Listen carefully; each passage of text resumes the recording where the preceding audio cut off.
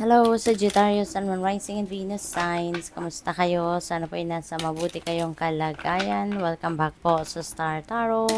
Kung bago kayo rito, welcome din kayo. Thank you for your support. I truly appreciate it. God bless you.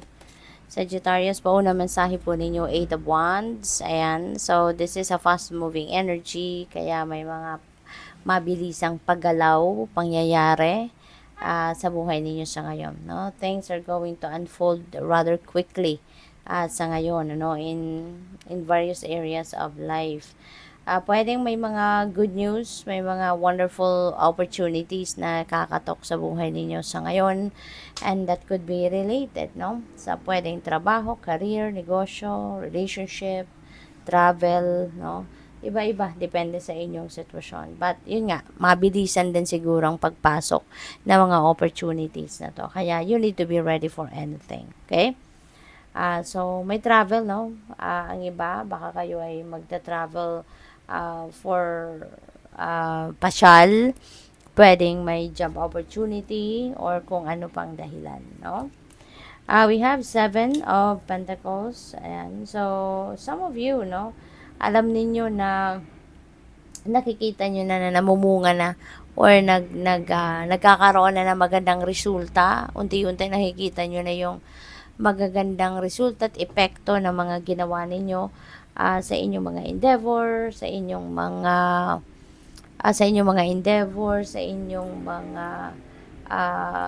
kung ano man ang trabaho or ano man ang pinagpupukosan ninyong trabaho, no? So, maaaring nakikita mo ng unti-unti nagbubunga ng mga pagsisikap ninyo. Pero yun nga, aware din kayo na hindi pa to handa, hindi pa to ready for harvest, no? So hindi pa to ready para kunin mo or mapakinabangan mo, 'di ba? Parang unti-unti nakikita mo lang, na appreciate mo lang na parang maganda ang tinatakbo, 'di ba? Ng mga ginawa ninyo, no? Kaya 'yun, nasa waiting game pa rin si Sagittarius. Ngayon, aware kayo na kailangan ninyong maghintay kasi siguro nakikita nyo naman, 'di ba, na hindi pa totally ready, no, kung ano man yung fruit of your labor. We have the world. May travel talaga ang iba sa inyo, Sagittarius, ano. Maaaring ang iba sa inyo ay kung saan pupunta. Baka meron kayong travel abroad, pwedeng kayo ay mag-aaral abroad, pwedeng kayo ay magma-migrate abroad na sa ibang kung anong parte ng mundo, or pwede rin na kayo ay may job opportunity, no? Overseas. Kaya maaaring yan ang dahilan ng inyong mga pagbabiyahe. And at the same time, no, Sagittarius, this is success card, no? So mayroon kayong mga pagtatagumpayan din. Mayroon kayong mga successes na makakamit around this time, no? So pwedeng eto na talaga. Pwedeng yung success na to could be related to this, pwede rin naman na iba, no? Pwede rin na magkaiba ang sitwasyon na ito. Iba yung matatapos mo na ngayon, iba yung ma-accomplish ninyo. Maaring iba din itong hinihintay pa ninyo, no? So, good luck sa'yo. Kasi itong success na to, na paparating na, magbubukas ito ng panibagong pinto para sa'yo. Magbubukas ito ng mas marami pang opportunity para sa'yo, no? So, good luck.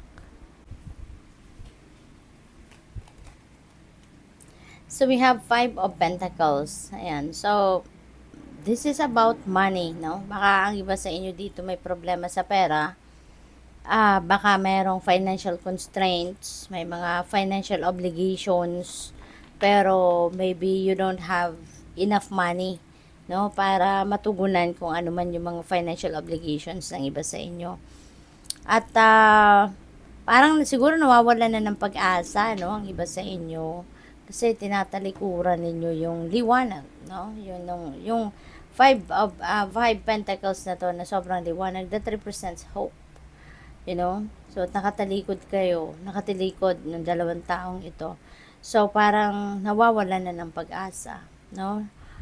But don't think so, no, Sagittarius. Huwag kayong mawalan ng pag-asa.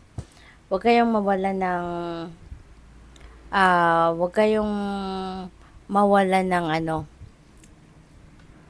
hope and direction dito. Kasi laging meron at merong breakthrough, no?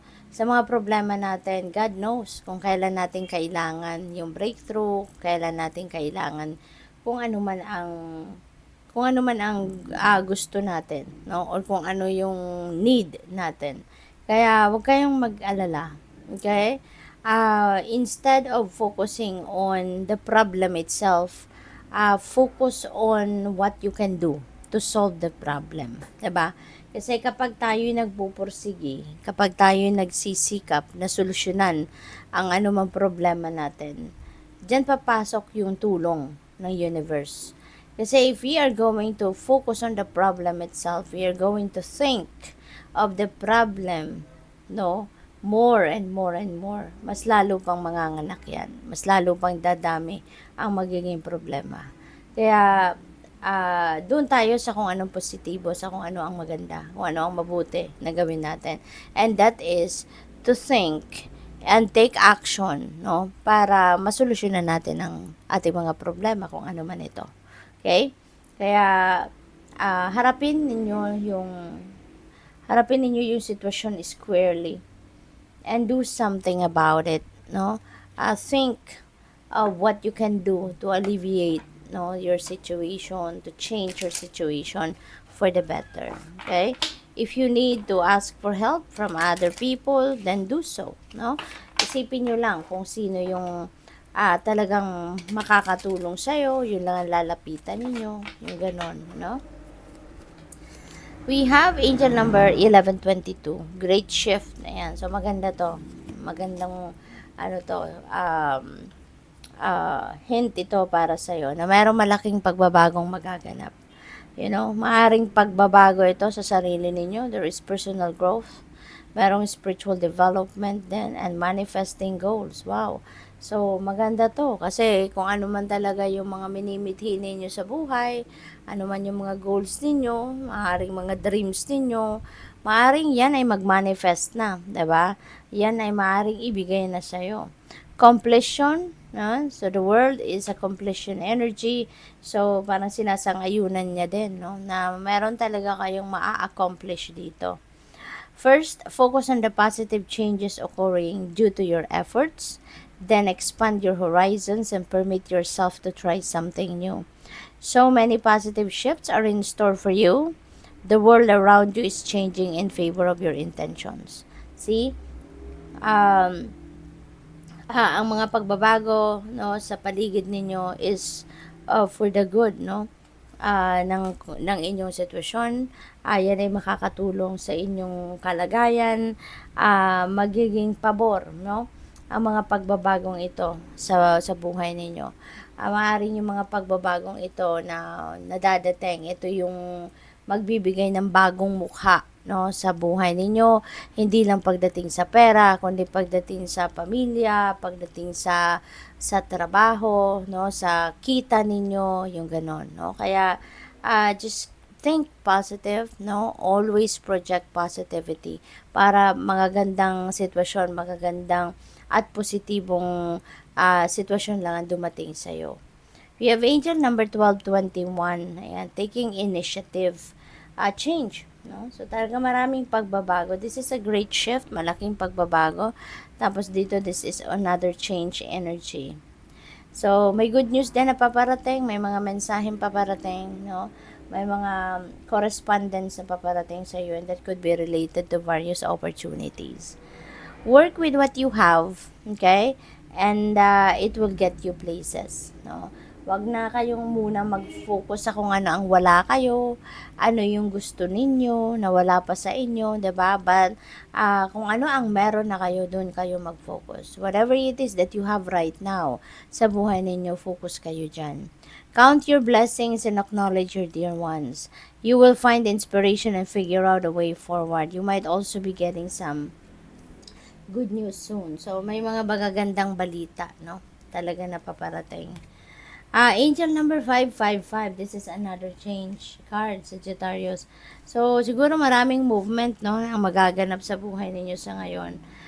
Maraming pagbabago. No, this is another change card. Kaya talagang parang maraming maraming galawan ano ang mangyayari sa iba't ibang parte ng buhay ninyo sa ngayon. Kaya ano lang, maaring may mga obstacle, maaring may mga pagsubok talaga na mapagdadaanan kayo ngayon. But rest assured, no, that support will be yours, no. Huwag kayong mawawala ng pag-asa. Always keep your hope and faith alive na gaganda rin, maayos din ang inyong sitwasyon. Okay? For the better. We have angel number 2002. Ayan. You have more control over your life, no, than you realize. Sa ability to learn and execute what interests you, turn things around, it gets better with time. There are plenty of friends to make, so chill out, have fun, and open up, no? Go outside. Ayan, so napakagandang encouragement ito para sa inyo, no? Na control, no? Kontrolin ninyo, mag-take charge kayo sa buhay ninyo. Don't allow other people to run your life. Don't allow other people to tell you what to do. 'Di ba? Pwede kayong makinig sa kanilang mga advice, pwede kayong makinig sa kanilang mga opinion, pero kung ano ang sa tingin ninyo ang makakabuti sa inyo, kung ano yung sa tingin ninyo ang best para sa iyo, yun pa rin ang sundin ninyo. No? Yun ang gawin ninyo. So, good luck. Thank you for watching. Love and light. Namaste.